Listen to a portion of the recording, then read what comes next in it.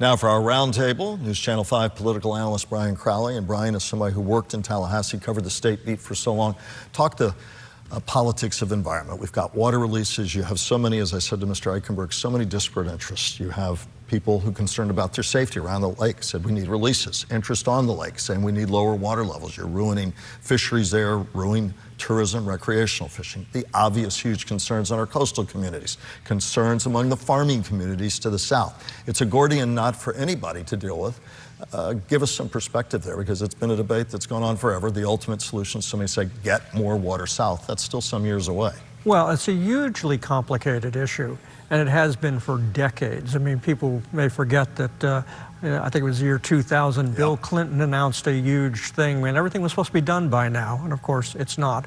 Part of it has to do with congressional funding. Part of it has to do with the will of the state to move things forward.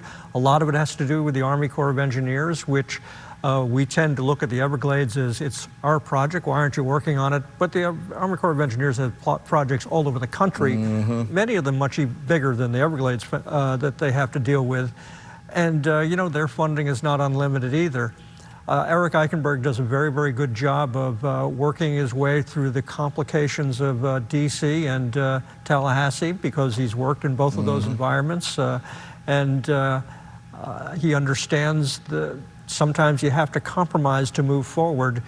I would say one of the problems that the environmental community has traditionally had overall is they often are disagreeing with each other publicly, because one wants the other to go further than or go slower, and you know, the squabbling that they have is very different than what you see among, say, the sugar industry, which they may disagree, but they do it in private.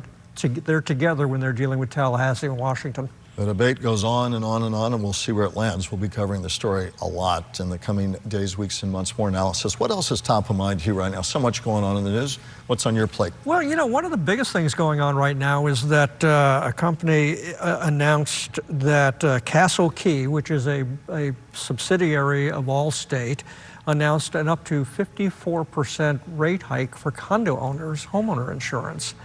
You know, in Tallahassee, the state Republican Party last week listed its 10 priorities, which were a bunch of, you know, who can go to the bathroom where and that kind of stuff. And even the Senate president, a Republican, said that that's not the kind of stuff we need to be worrying about right now.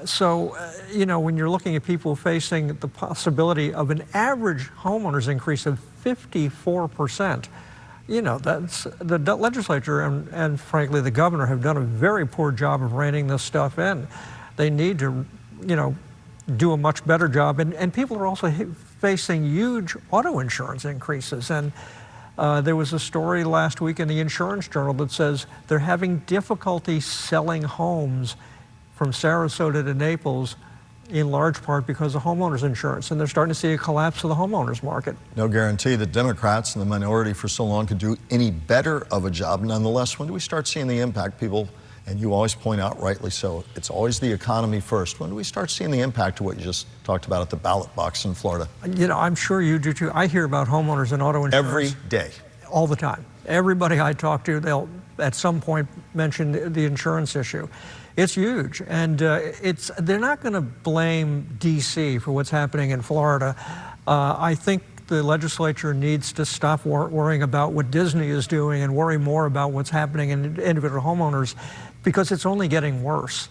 And you know, home sales are starting to collapse, and you know, it's a very complicated issue. It's not, the insurance companies are not being evil. It's a very complicated issue, but the legislature needs to deal with it much more aggressively. It wouldn't be the roundtable if, with the two big heavyweights in our own backyard, one who took a knockout punch on the presidential trail, but nonetheless a heavyweight. So when I say Donald Trump, first to mind right now in the news right now when you're thinking about Donald Trump. I think we're starting to reach a turning point with Donald Trump where people will really finally have to decide, as these cases are moving forward, as one of his trials are going to be starting on, I think it's March 25th.